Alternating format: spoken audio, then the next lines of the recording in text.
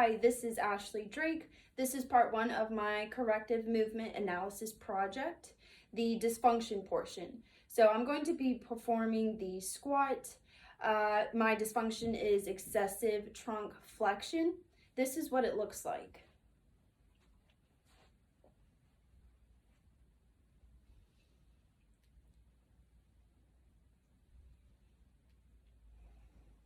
So I think because I have pretty short legs and a longer torso, my trunk is more prone to flexing and wanting to lean forward. I've developed pretty deep squats over time, but that's what I am going to be working on throughout this project. So the first assessment I will be doing is inhibiting my tight muscles.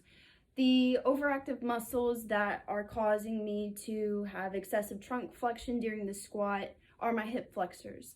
So what it is to inhibit is essentially I'm going to try and make those muscles relax and release the neuromuscular tension within them to help eliminate that excessive trunk flexion.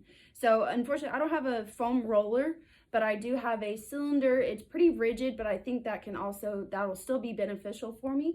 So I'm gonna focus on my right hip for the sake of the video. And this is what it looks like.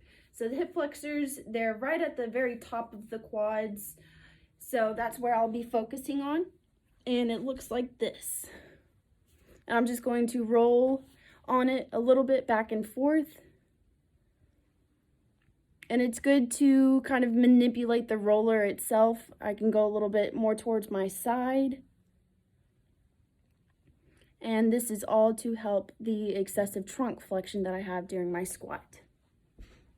The second assessment is actually the lengthening phase. This is personally my favorite. This is stretching those tight muscles and it feels awesome. So again, those tight muscles is my hip flexors and also my erector spinae. So I'm going to be doing both of those. The point of lengthening is to increase the range of motion and the extensibility of these muscles.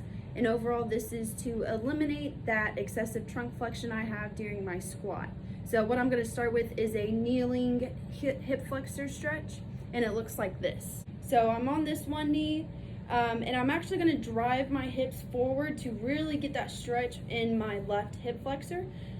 And it's like this. This is where I feel the stretch most for me. It probably looks really dramatic, but this is where I feel it the most. And I'll just you can bounce a little bit if you want to. You come back and then I would do it again and I would repeat it on the second side. Now for the erector spinae, for the erector spinae, I'll actually be doing a toe touch, but with my chin tucked. So it's just a simple toe touch. I'm down, and then I'm gonna tuck my chin to further stretch those muscles. And I can feel it all throughout my back, honestly, even my glutes a little bit.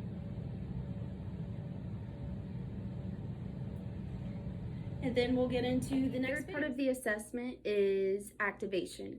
I'm going to be doing isolated strengthening exercises. The purpose of this is to activate, retrain, and overall stimulate these underactive muscles, which are my gluteus maximus and gluteus medius.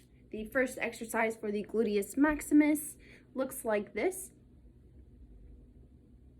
And then at that up phase, that concentric phase, I really squeeze those glutes to really wake them up.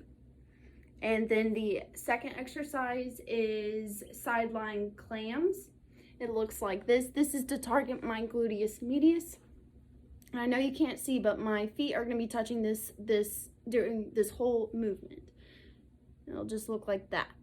And at the same, just like the donkey kicks, I'm really squeezing those glutes all throughout this exercise. So the last assessment is integration. I'm going to be doing a full body integrated exercise. It's going to be a squat into overhead press. So this is going to involve muscles of my lower body, my quads, my glutes, but also upper body, pectorals, deltoids, trapezius, and more. So this is going to help the excessive trunk flexion because having an integrated exercise, it focuses on the functional ability of the body because it involves multi-planar neuromuscular control. So this is what the exercise looks like. I'll have my weights and I'll drop down into a squat and then push those weights up. And then I'll come back down and I'll repeat. So because this involves not only my lower body, but also my upper body, I really have to focus on keeping my trunk up, because if I were to squat down and my trunk is leaning too forward, it wouldn't work out as well. Also, by integrating the full body, I am having to learn and maintain optimal position to be successful in the exercise.